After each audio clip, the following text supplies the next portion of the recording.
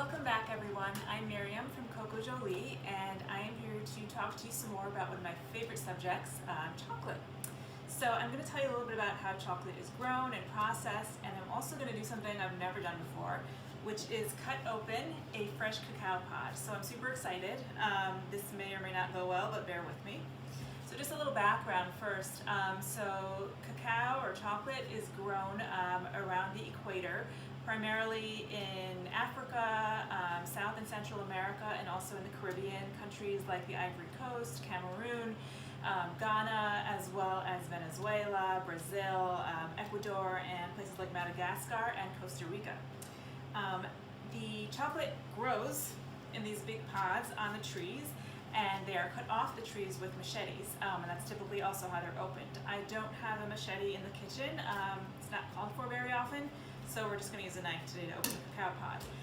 After the pods are opened, the seeds are extracted, and then they're fermented for about 5 to 7 days. And typically they are in a dark and moist place and covered with banana leaves or something else to keep that moisture in there in order to create the fermentation process. Once they're fermented, then they are laid out in these big racks in the sun to dry for another 5 to 7 days or so. And at that point, they're ready to be put in these big burlap sacks and shipped out all around the world for further processing. So before we talk about that, I am going to take this cacao pod, which has a really beautiful floral aroma to it, and I'm going to cut it open. It's very exciting, so here we go. And I don't have a machete, I don't know how this is going to go. But look at that, not too hard. Oh, you guys look. Look at that, how cool is that? I'm so excited, I've never done this before.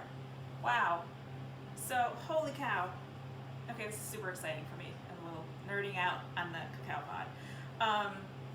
So, it's got, ooh, it's slimy. Oh my god. This is so freaking cool. So it comes out, and the cacao beans are in this, like, it's slimy, what else can I say, this membrane. It has that fruity, almost a little stinky aroma, but it's so super cool. Wow, I've literally never done this before, so you'll have to excuse me. And you can see that they separate here from the membrane. Wow, this is just so flippin' cool. Okay. So once these are extracted from the pods, that's when they're fermented.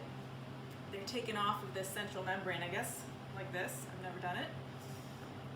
And then, oh, this is so fun. And then once they're fermented and they're dried, this is what they look like.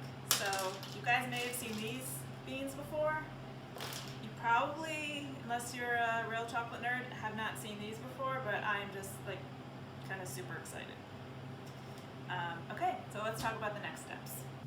Okay, so after the cacao beans are fermented and then dried and sent off to their various destinations, what happens next is that they're roasted. And different producers have different techniques or different, I guess, philosophies maybe about how they roast their beans.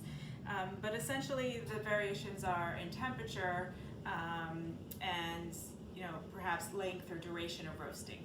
Some producers actually don't roast them at all, and they use the beans that have just been fermented and dried, and that results in a different flavor, a different experience altogether. So everyone kind of has their own way of doing it. Once the beans are roasted, they look like this, like these dry beans that I have here. And then the next process after that is called winnowing. And basically what that does is it removes this outer papery like layer or shell from the cacao beans, and then that's discarded, and then you're left with the cacao nibs. You've probably heard of nibs. They're included often in different chocolate bars have them, different recipes use them. So I don't have a winnowing machine, but if I just take the knife and kind of cut one of the beans, it breaks apart pretty easily, and you can see how I'm just left with the nibs from the inside. You can see that, and then this kind of outer papery shell that just sort of comes off like that from the outside. So once you've got your nibs and the winnowing is done and it's separated out, then the nibs are taken and they're put in a machine, usually like a stone grinder, which grinds them really fine to get everything smooth, and it creates almost like a paste. It's sometimes called a cacao mass or cacao liqueur. It's not actually alcoholic.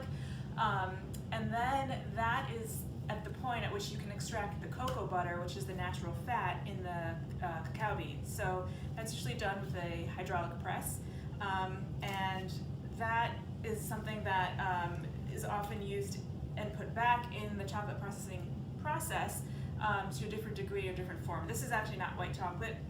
This is cocoa butter. I use this in the tempering process, again, when people talk about more later. But the amount of cocoa butter you add back in, as well as adding in things like sugar, lecithin if you need a stabilizer. If you're making milk chocolate, you would add milk solids. So all those different things will determine kind of what your final product looks like, tastes like, acts like.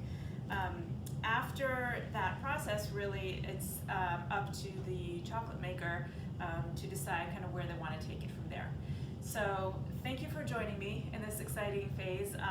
As you probably could tell, it's kind of a thrill for me to open the cacao pot. I hope you guys have a chance to do this at some point if you're interested. I actually bought these cacao pods from a company called Miami Fruit. It's miamifruit.com, and they sell all kinds of really interesting exotic and tropical fruits. They did not pay me to do this. I'm just letting you know in case you're interested. And we'll talk to you next time about tempering chocolate and lots of other good stuff. So thank you, and